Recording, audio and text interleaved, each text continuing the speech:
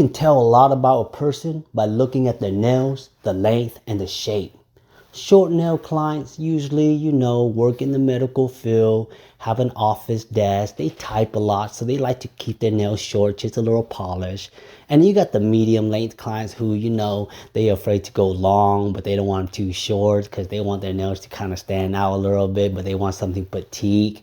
Yeah. And then you got the long nail client. Long nail client, they feel like if they get their nails done, they better get them long. Why get them short? They need everybody to look at them, letting them know how loud and clear they are.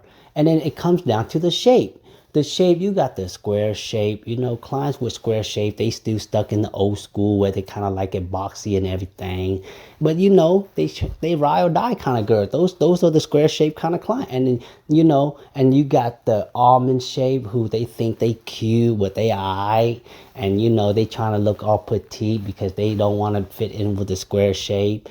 And then you got the coffin shaped client. A lot of coffin shaped client, again, they think they bougie, but really they just a part-time job kind of client. They drive a Honda Civic in Nike shoes and everything, trying to look cute with a couple rhinestones, and that's it. And you got the stiletto client, those right there. They want to make sure like, look, I play with all kind of shape. I come to realization I like something sharp, maybe so I can poke my ass.